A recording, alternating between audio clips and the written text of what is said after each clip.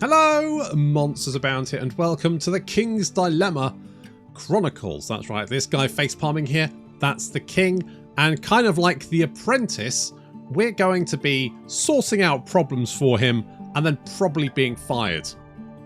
Anyway, so this game is mostly sort of like a texty type, choose your own adventure type thingy-majig. It's pretty good. It's a bit fucking arcane, I'll be honest. There's a whole bunch of like weird icons and shit and they're moving and you're like, I have no idea what's going on, which is basically me in real life, to be honest. But let's start a new game. So this game contains disturbing images and scenes of implied violence. Well, if you've been watching my channel for long enough, that's fair. You should be used to that by now. Welcome to the Kingdom of Ancali, a place of daring expeditions, gruesome battles and arcane mysteries. Located in the northern continent of Lywick, Ancali is one of the largest kingdoms of the known world, but it's not the only one. The Kingdom of Muir to the northwest advanced both culturally and technologically. The small and harmless Kingdom of Sidlada to the south, which is the Stingy Lands. Stingy. It's not very nice. The Republic of Quapias to the northeast, with commercial abilities beyond imagination. It's like Trago Mills. And the Kaswakian Empire to the distant east, where the Emperor lives in opulence while his people struggle. God, can you imagine? The southern continent, barely explored, is only known for the fierce Ivory Desert and a tale and legends shared by a few foreign travellers venturing to our lands. Ancali has been enjoying several decades of peace, but less than 2 centuries ago it was divided into many small kingdoms and raider tribes, conquered in wars united by diplomacy over the centuries to be incorporated as duchies or marks. Little is known about what happened before this age of fragmentation, but what we know for sure is that all the lands of the known world were ruled by several lost civilizations throughout the ages. What caused these civilizations to fall is unclear. You are going to assume the role of head of the council, a governing body ruling in the name of the king, located in Libria, the capital city of Ancali. Before you begin, take a quick test to determine the house that's Hufflepuff, for sure. In a financial crisis, it is moral to sacrifice knowledge in order to save money. Fuck that, no. Get stuffed. It's okay to restrict certain religious practices that clash with the established cult. No! Get fucking out of here. If a neighbouring country gets invaded, do we step in to support them? Yeah. With childbirths on the decline, do we strongly incentivise families to have children? I mean, in theory, I guess yes. In practice, what does that mean? Because when you say incentivise, I'm going to say no. Let them do whatever they like. Each house has a different long-term goal and backstory, which affects their mutual relationship and affinity. Select info to read more about your 2 houses and make your choice. Okay, so we've got Olwyn, and we've got Bloodyin. Let's have a look what these guys are. The mild climate, as well as a safe and favourable geographic position to the Duchy of Olwyn and Nebula, is rapid economic and cultural development. Your family has always pushed for strong investments in technological research and alchemy. I do love alchemy. Despite having excellent carpenters and your fair share of coastline, you don't have a strong tradition of shipbuilding. Your people do like to leave home, but they can... Oh, I don't know. No, I don't like leaving home. Get the fuck out of here. Stay home. Bloodwyn... Once part of the Kingdom of Muir, but in the year 143, its territories passed under the ruler of Libra after Muir lost the war against the Kingdom of Ancali. You didn't outlast this change. You are not a great warrior, and you prefer to obey the law of someone else rather than face war. Yeah, that's fair enough. It is not difficult to understand why your territories overlook the Gulf of Osoripia. Your climate is mild and you have an abundant harvest and flourishing business. Your people are hospitable and open, for almost nothing ever happens in your duchy. Ah, perfect. Foreigners are welcome with curiosity rather than suspicion. Fleur, your capital, is a large square, as well as numerous paved streets, all remain of the ancient Sabedian League. The great lighthouse of Cape Diaz was carved from the ruins of an ancient building dating back to the time of the Union of Salan. The abundance of time, the availability of resources allows your people to have a marked spirituality and a higher level of education than the rest of the kingdom. Your family is often a patron of the best artists, philosophers and scientists. You are convinced that harmony can be achieved through a union of well-being, religion and science. Oh, alright, that one. A group of scholars in Libris recently discovered the ancient chronicles often blame a black circle, a dark rising sun, a cursed eclipse, or other similar images for causing the demise of many past empires. After observing similar clues in recent years, historians started speculating about the existence of a secret society that has been leading civilizations to oblivion for centuries. This organisation is referred to as the Black Dawn. Some think they are a force of chaos, others view them as an engine for creative destruction, and some view them as the heralds of a new dawn, harbingers of progress and change. Whatever their true nature really is, it seems that a huge battle is coming. As head of the council, you have the power to shape the future of this kingdom, but the Black Dawn is lurking in the shadows. Its existence is threatening, and yet intriguing. Your role is to inform the king about the decision of the council, but it is within your powers to alter them if you so wish, provided you have enough power. It's time to begin. A new king is about to be crowned. How will the future of Ancist unfold?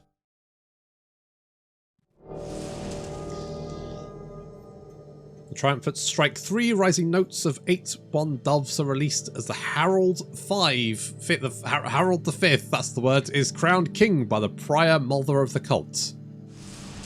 People erupt into cheers of joy. Our hopes of enduring prosperity renewed with a new king. Foreign dignitaries from Kawask crowd the royal castle to evaluate the new king and win his favour. The ceremony is followed by a feast, lasting for 3 days and nights along the streets of Libra, our capital city. A week later, sitting on his throne behind the grand chiseled door of the council room, the new king addresses us for the first time.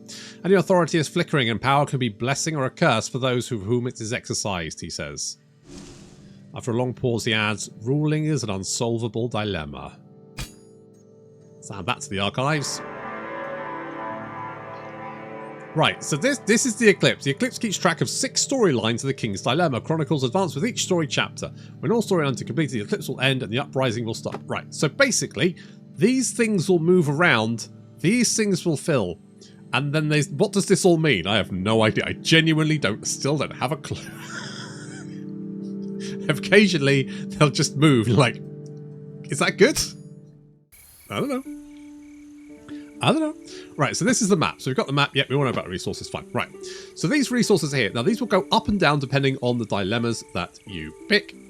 If they go into, like, the little golden region here, then there's a 50% chance that the king will just, I don't know, die or something. If it reaches the very top, he will definitely die. Now, you might think, well, that seems bad, and I guess it is. But it's not the end of the world, because although the king might abdicate, we're still around, and we then so it's kind of like, you know, you run through your kings, but they're not really that important, to be honest. It's fine. We're the important guy. The king's just there. He buggers off. It's fine. Don't worry about it. But we want to try and keep the king around for as long as possible, ideally. It's just not a major problem if he does, you know, kick the bucket. Now, so the way we play this game is we have dilemmas, hence the name of the game. So we've got a bunch of different dilemmas here. So we've got the King's Dilemma. The High Commander has received a message from we've got the Golden Harbour. The Royal Marshal reports to us at 3 Windmills. We've also got, like, the City of Tents down here, a rich merchant. So we're going to go to, like, I don't know. Let's do the Royal Harbour. The Royal Marshal reports to us that 3 windmills were set on fire last night along the road between Libra and Golden Harbour. The affected millers are asking for help rebuilding their windmills. Do we refund the construction of the damaged windmills? Okay, so we now get to make a choice, a dilemma. So we have different resources here. Yeah, okay, that's fine. That's fine. We know. I know all this. It's fine. So we have resources down here. So I don't know what these black and white crowns are. That's fine. They don't seem that important. However, we do have power. So this is our power. We have 8 of 8 power at the moment, and we have 8 money. Now, this is the dilemma we have. Do we fund the reconstruction of damaged windmills? And we can see that if we vote I, then the wealth resource will decrease and the food resource will increase. However, if we go nay, then the food resource will decrease and nothing else will change. Now you might think, well, that obviously you pick I, right? Well, maybe, but if you're like your money resource is very low, you might go, well, no, I don't want to do that. You know, if your economy's low, you might go, well, no, because that might drop it down. It might kill the king. Fuck me, can you imagine? My lord, we've reconstructed 3 windmills. How much did that cost? 50 quid. And then he just kills over, dead. That's it, he's gone. At least everyone gets a day off, I guess. So you may go, no. However, if you want to do that, if you want to, so this is what the rest of the council said, yes, let's rebuild those fucking windmills. So, if we go I, we can see that actually everyone's going to approve that. Everyone's going to be like, cool. And you can see that our relationship with people is going to get a little better. So currently these guys don't like us. These guys do like us. And these guys are kind of like, meh. If we go I, everyone just likes us a little bit better. However, we can go against the will of the council. Currently they say I. Everyone's going, yes, do it. We can go... we can go to the council and, all right, we'll hold a vote. Everyone says yes. Okay, we can go to the king and go, yeah, they didn't want to. Obviously they'll find out, but we can still do it. But that will cost us a certain amount of power. The amount of power it costs is determined by the number of difference between what we do and what the council has voted for. So if only one person has gone, well, 2 people, it'd be minimum 2 people, have gone nay, or yay, and one person said nay, it will only cost 2. At the moment it costs 4. So I'm kind of like, yes, let's rebuild the windmills anyway. So we can go I, this will make everyone like us, and our wealth will go down a little bit, but our food will go up. So I'm actually, yeah, let's go with I. So with the monetary help of the crown, a small squad of carpenters is hired to rebuild the burned out windmills with the most advanced techniques available. After the work, we are informed that they noticed the smell of an unknown alchemical substance at all 3 locations. So you can see our wealth has dropped significantly. Apparently windmills are fucking expensive, but our food has increased. This is fine. So obviously, you know, if this drops down again, the king is at threat of keeling over. But at the moment, we're generally fine. So we now have 2... Now, the problem is that the next 2 options we have also involve wealth. So we have to be a little bit careful here.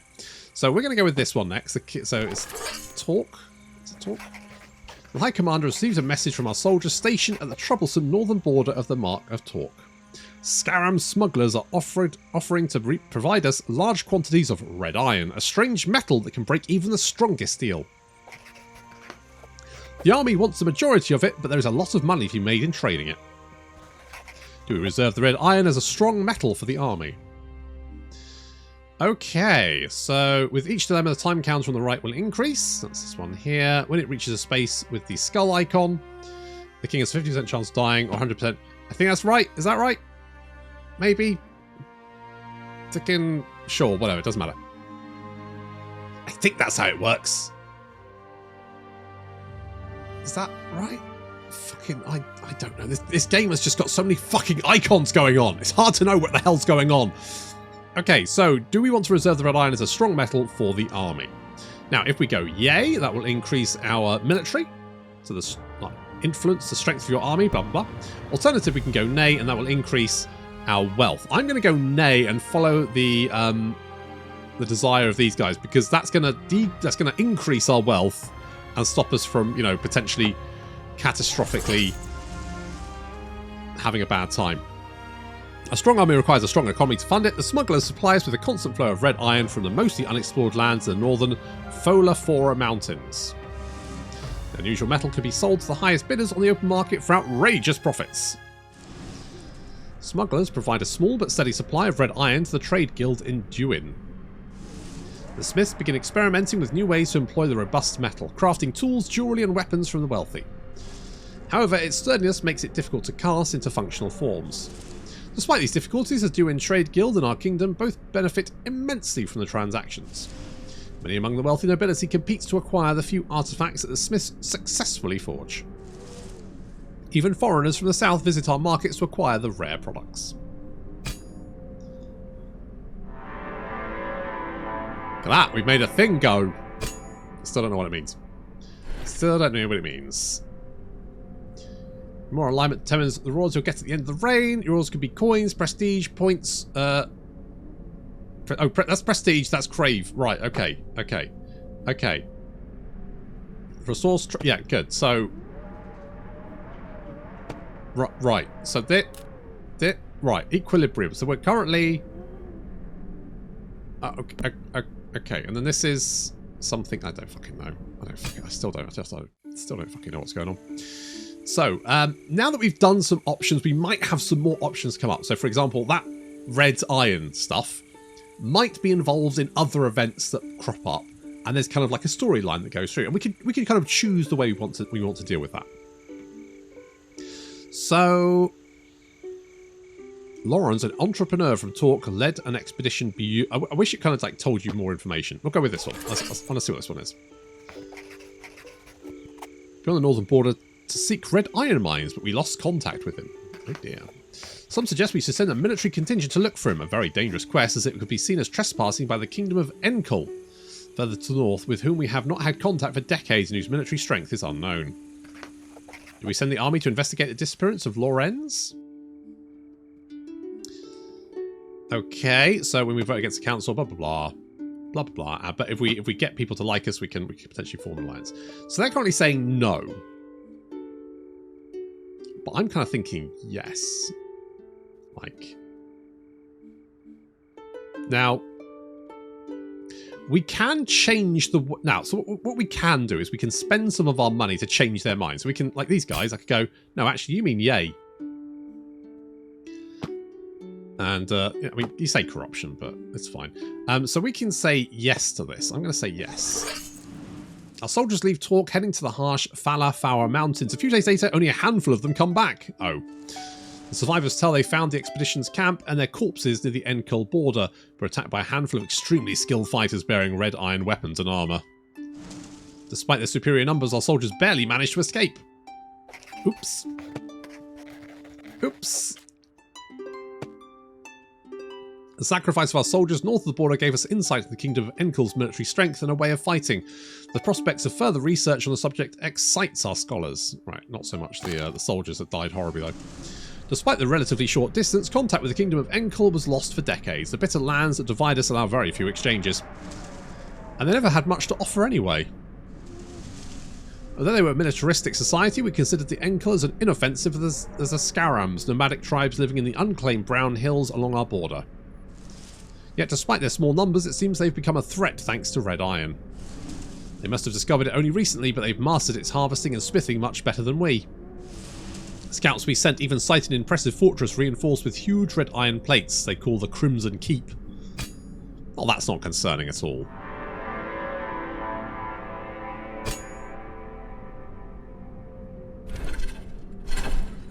Okay, well that's fine. So if resources move twice in a row in the same direction, it will move one additional step. So you have to be careful about that. Second time the resource moves in the same direction, it will gain momentum. Marker and move 2 additional steps. So if you want to try and maintain stability, you want to try and sort of like keep that balance and try and not move things too often. What else do we have? So we have the world as well. Iron that pierces the sky. Kind of thinking maybe we go with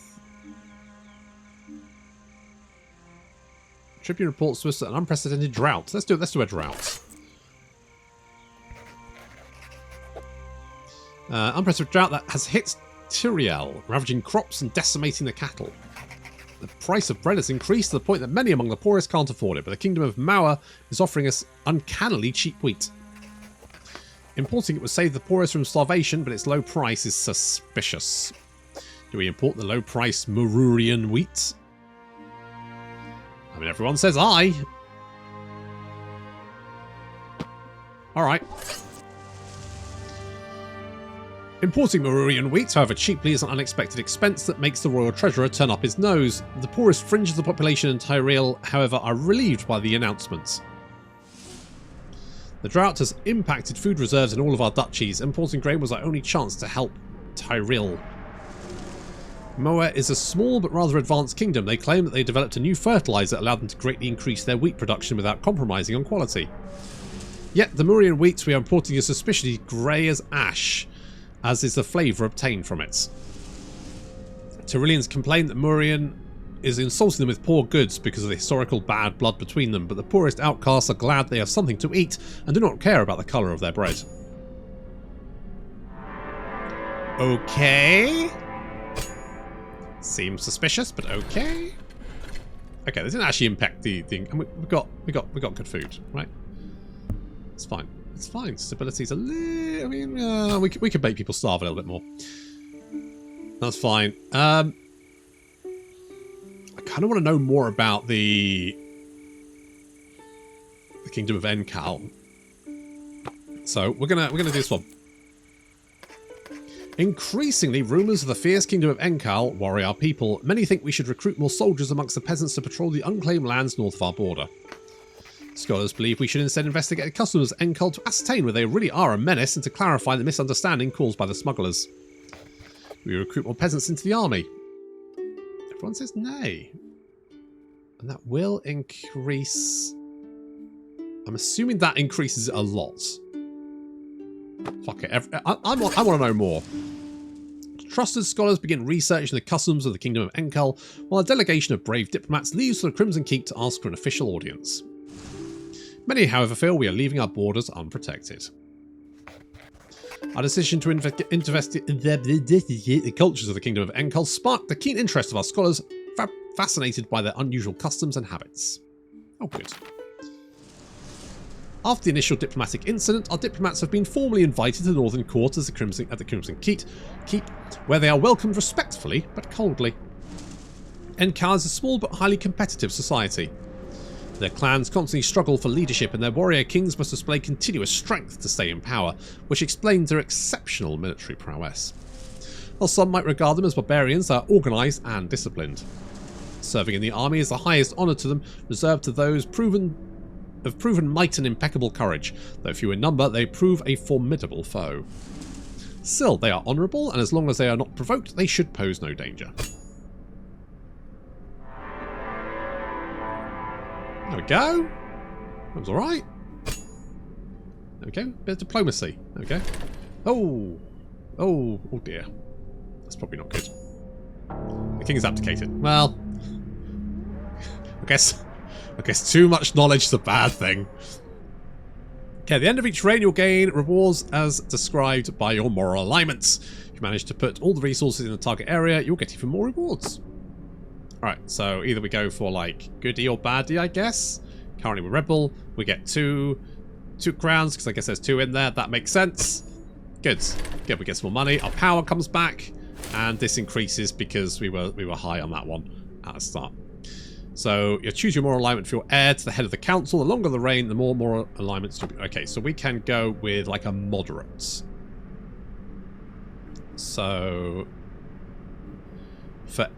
we get 1 plus white crown for every white resource and 1 for every black resource in the central area of the tracts. 1 addition. Okay.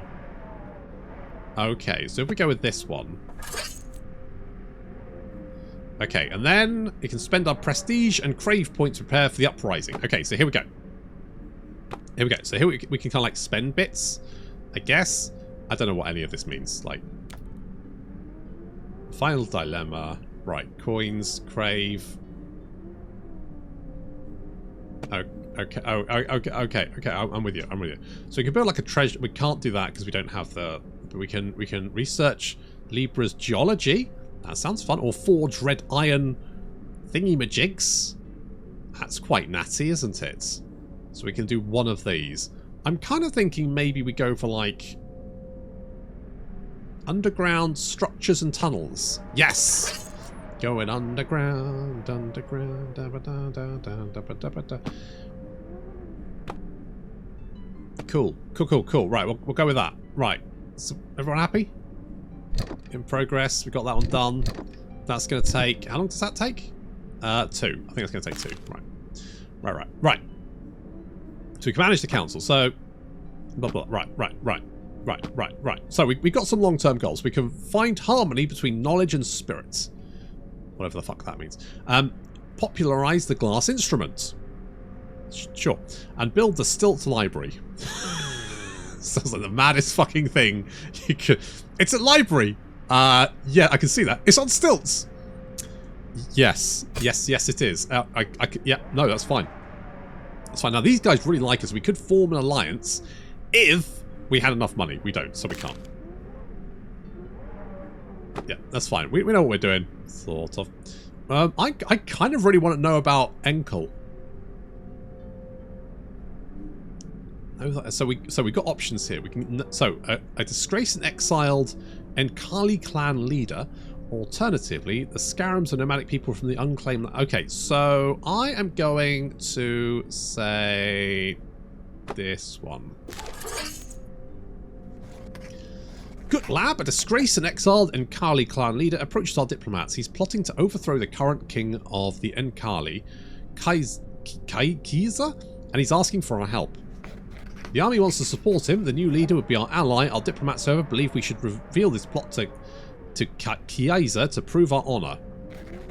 Do we help Gutlab exiled clan leader dethrone the warrior king? Everyone's saying like, yes, let's do it. Let's fucking do it.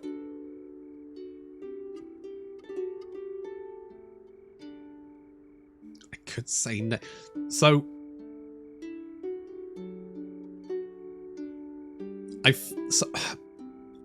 right. So the question is, how Klingon are these guys, right? Because if they're like, duh, he was trying to be unhonourable, but then the Klingons are unhonourable quite a lot, and they seem to be fine with it as long as like they get a fight. So I can't. I mean, everyone's saying yes,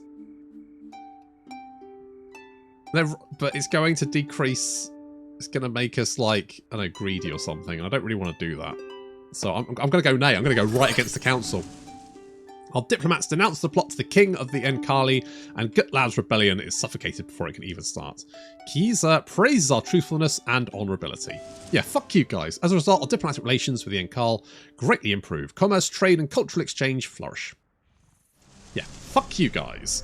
Our recent actions prove to the Encali that we are honourable. After centuries of mutual indifference, we have a fruitful yet fragile cultural and business relationship. Red iron becomes abundant in our kingdom, including weapons for our army. The only persistent source of friction is religious. Since their ancestors fought against a sun empress who declared herself divine, the Encali abhor the concept of religion. This causes occasional incidents with the most devout of our people. Because of this, the announcement of a planned marriage between Edgarn, brother of the Duke of Coden, and Liera, daughter of the warrior king of the Encali, causes a sensation.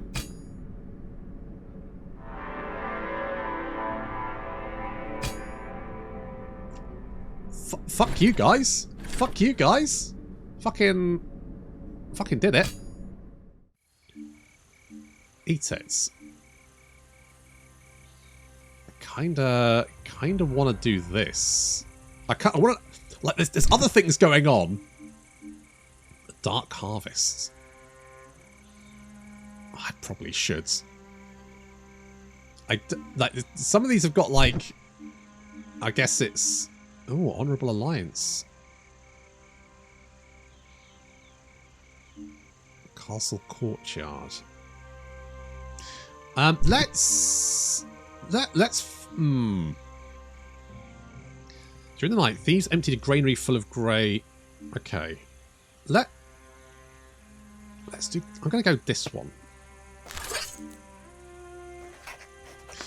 A disreputable Murian scholar named something claims that the grey bread is toxic. Many have been eating it without adverse effects so far, but scared people have begun to burn it in large quantities.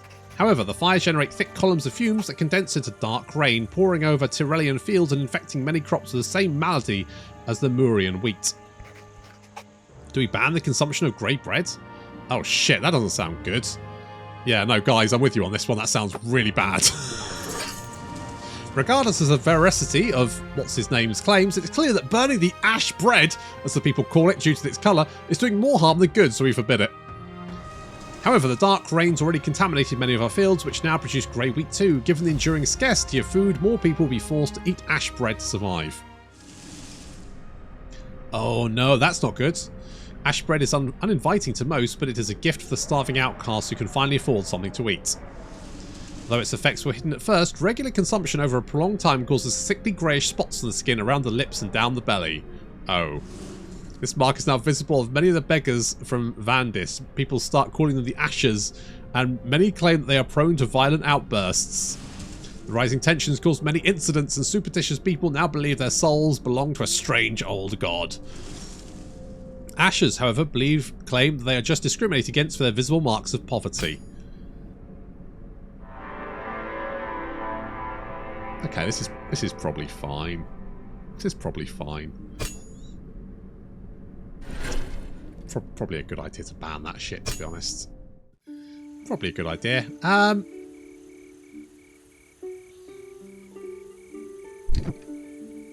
Castle Library.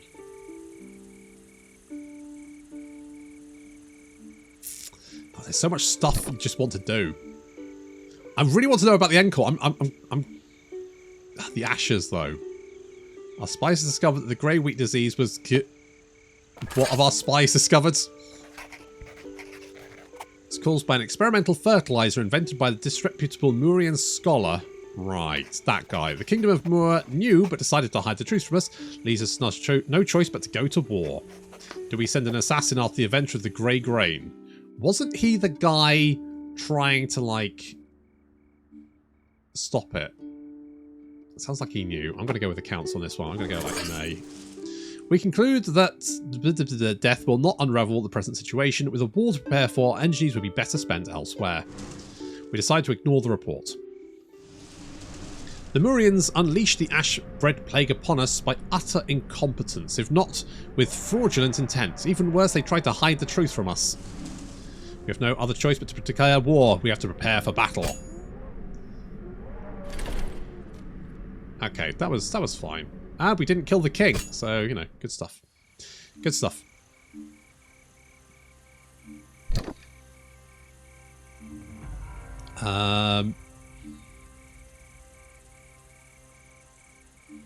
What do you want to do? Value of might. So that's about the red iron.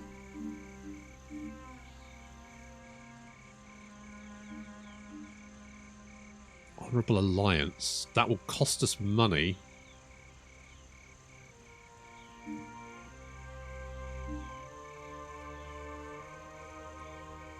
Let's do this one. The merchant Zymo started selling a strange concoction which is supposed to hide the mark of the ashes. Its efficiency is dubious to say the least, and he is a well-known charlatan, yet many hopeless people trust him and his compound. Do we ban Zymo's mark healing potion? Gonna be honest, it sounds like bollocks, so yeah. You ban the fraudulent compound, but desperate people resent you for denying them a hope of a cure for their aesthetic defect. Many heartless scholars, however, believe that the ashes should just learn to accept it. Ooh. That's down a little bit. Just a tad. Just a tad. War, yeah. We should probably do a war, right? Get a war on? Let's get our war on. Our troops are stationed in Tyrell, waiting for instructions from the commander. Anaya is relatively close to the border, so a focused attack from the south could settle the matter quickly, but we could also use the Abney River to send some soldiers into the heart of their territory. Do we split our forces? People saying aye.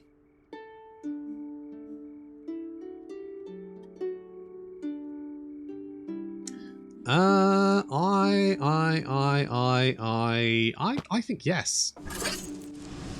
Since we have no confirmation on the king's whereabouts and no acute information on the defence capability of the capital city, we decide it's best to diversify our strategy. One large group of troops will attack from the south, while another will navigate the Abney River upstream to land deep in enemy territory. The strategy turns out to be the winning one, as Ania's defence is more focused towards the south. After 3 full days of siege from 2 sides, the city finally falls. After a resounding victory against the Kingdom of Muir, it's imposed a new tributes on the defeated kingdom and brought home many precious spoils of war. Yay! We did it.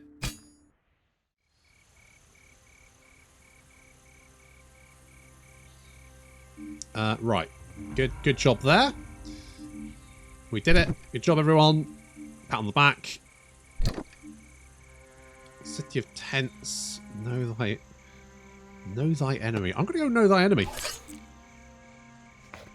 Some of our soldiers have developed an admiration for the strength of the Encali warriors. Some would like to adopt Askadar, their peculiar training regime.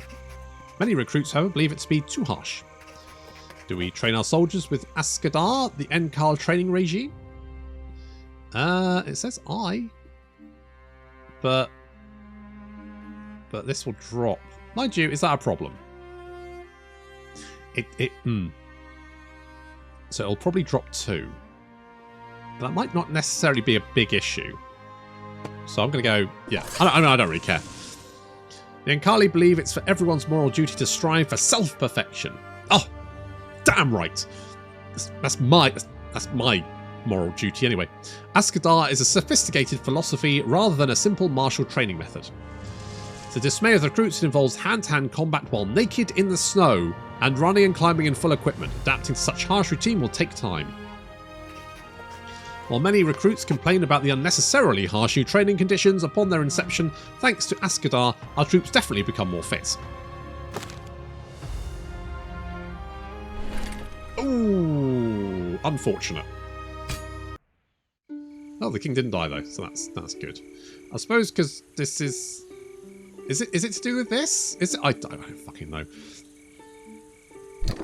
So many things going on at the same time. Just like I have no idea what's. Fuck it.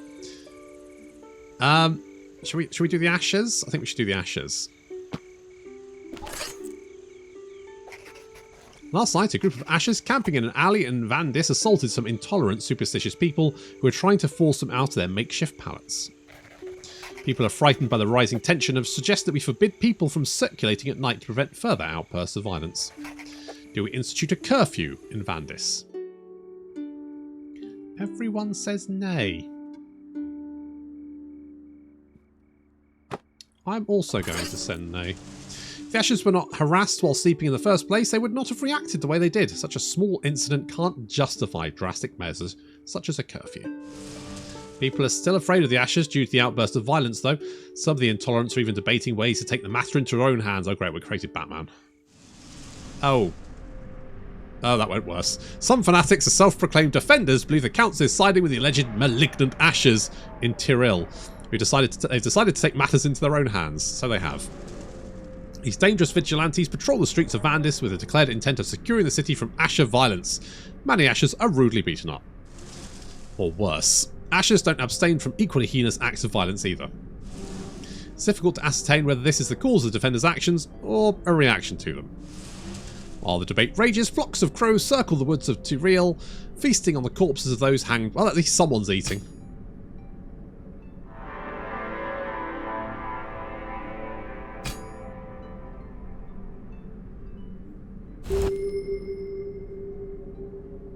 What does that mean? I don't have a fucking clue.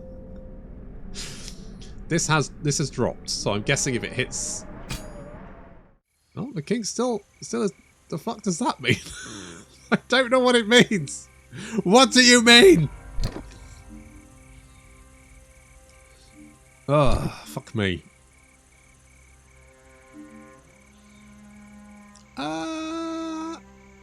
Let's do this. Let's do this. The Rector reports that Haret, a famous historian, is performing research on the legendary first king, Omad, who allegedly lived at the time when the mother was still on the earth. Oh. Proving that he was born in our territories would bring us great prestige. Only the oldest monasteries may still contain documents that date back to the mother's time, but males are not allowed to enter these sacred havens. Do we allow Haret, a historian, to research the first king? They say I, but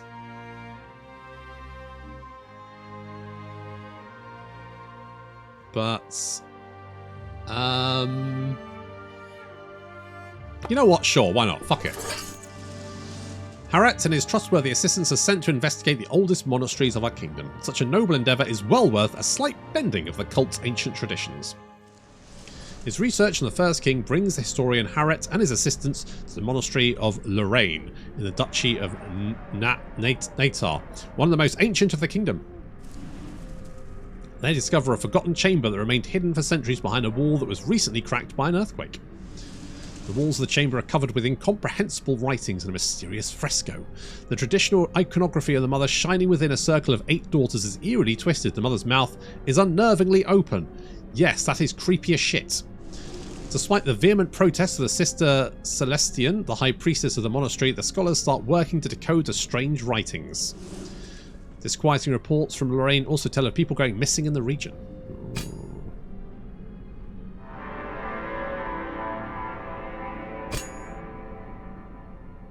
I think this might kill the king. King was dethroned, but we got some stuff. Got some stuff. I mean, that was all right, wasn't it? That was looking pretty good. It's looking pretty good. So I guess this +1 for every white resource and 1 for every black resource in the central area of the track. Right. So if we can keep everything in the middle track, then we get lots. So I'm going to go moderate. I'm a moderate. So this is currently in progress, which is great. We could research castle security. I mean, that could be an option. I kind of want to do this, but we don't have the resource. This mail skirt forged of ultra-resistant metal from Encal. It's too expensive to equip every single man in battle, but it's perfect as a layer of protection for the most important inhabitants of the castle. Yeah, let's do that. Let's go with that. Okay, we've got 14 money, so I could make one of these guys an ally.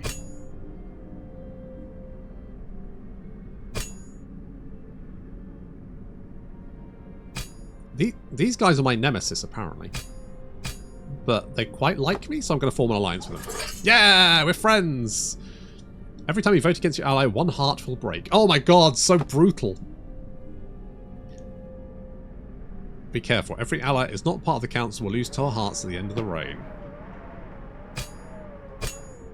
Okay, I'm assuming that means they are part of the council? Yeah. Everyone kind of loves me. I'm very lovable. I'm very lovable.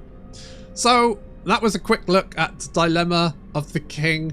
It's, I mean, I'm still kind of mystified by what all the fucking icons mean. I guess I could read the tutorial, it would probably tell me, but I'm a bit like, fuck it, I don't know. I don't know, but it's like the storylines are really good, and you can kind of, you're not going to be able to follow all of them through each playthrough. I've not reached the end yet, but so far I've had like a lot of fun. Generally, it's a really interesting game, so well worth a look if you like this. Thank you very much for watching, and I'll see you next time.